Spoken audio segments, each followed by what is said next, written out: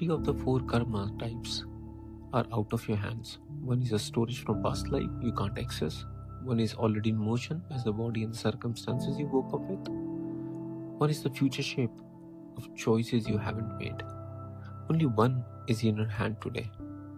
The most people spend their attention on the wrong three. Let's do a quick recap. If you missed the last week, Sanchit Karma is the warehouse of every choice you have ever made. Across all lives, vast and most inaccessible. Prarabdha, the portion of the warehouse already shipped to you for this lifetime.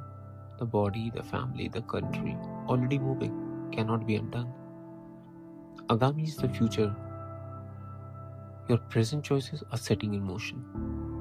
The Kriyamana is what you are creating right now, in this exact moment. With this choice, the only one which is fully in your hand. Here's what most people miss. They spend mental energy trying to clean the past karma they haven't created, or they haven't even reached it. They worry about future karma they haven't even seen yet. They resent prarabdha they were born into. None of that does anything. The past is stored. The future depends on what you do now. And resenting your circumstances doesn't change them. It just adds new resentful Kriyamana to the warehouse. The whole tradition keeps pointing at one place. This point, this choice, this attention. What does Kriyamana look like in an ordinary day? The 2 minutes you take to listen to someone instead of waiting for your turn to speak. The choice to walk past the shop instead of buying the things that you don't need. The restraint when an old colleague says something dismissive on a call. The attention you give to washing dishes even though no one is watching. These are small things. These are Kriyamana. Everyone leaves a mark, each of it. And the sum of them is what your soul carries forward. More than the speech, the achievement, or the visible parts of your life. That's what the important thing is. Bhagavad Gita's most quoted teaching is act without attachment to the result. In Sanskrit, Nishkam Karma, the action without desire for the fruit. Most people read that and assume it means don't care about outcomes. That's not what it means. It means the moment of choosing belongs to you. The result belongs to the universe. Mixing those up, trying to control the results while you choose, corrupts both. Krishna's actual instruction is more precise. Do the right thing with full intention, without ego, without expectation of how it should turn out. The action stays clean that way.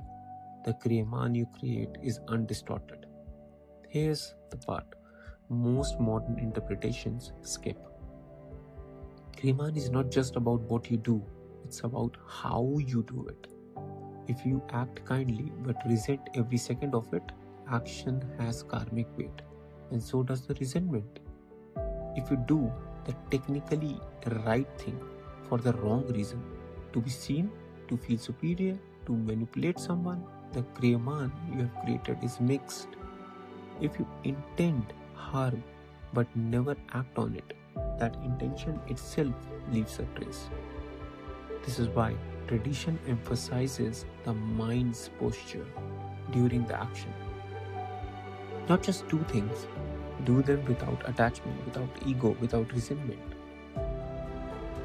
That's the hardest sentence in the entire Gita. Most of us only get there in glimpses. Here's a practical exercise. I call it the karmic minute. Once or twice a day, when you notice you are at choice point, even a small pause, 60 seconds before you act. Take that. In that moment, ask 3 questions. What am I about to do? Why am I about to do it? That's the cleanest version of this action. What could be the cleanest version? And the one without ego, without resentment, without performance. Then act. You will get this wrong most of the time. The mind is fast, the ego speaks first, resentment slips in. That's normal. Notice it without judgment and try again next time. After a few weeks of this, you'll start to notice your day has more Kriyamana moments than you actually realize. Almost every interaction is one. The karmic minute is just learning to see them. One more piece. Because Kriyamana doesn't exist alone, the choices you make take their shape from your dharma, the path you are particularly suited for. Kriyamana is the steering wheel, but dharma is the roadmap. They work together. Next week's, in the coming time, I might unpack dharma, what it actually means, why most translations get it wrong, and how to recognize yours. For now, just notice this. Every Kriyamana moment is also creating a dharma question. Is this action that's mine to take, or I take someone else's path because it's easier or expected? That question alone, asked even sometimes, will shape your Kriyamana more than any other technique. If this resonated, then in the next video we might go deeper into dharma, what your particular path actually is, and how to tell when you are on it versus when you are performing someone else's life. I'll try to bring it next Saturday. If you want to find you, subscribe.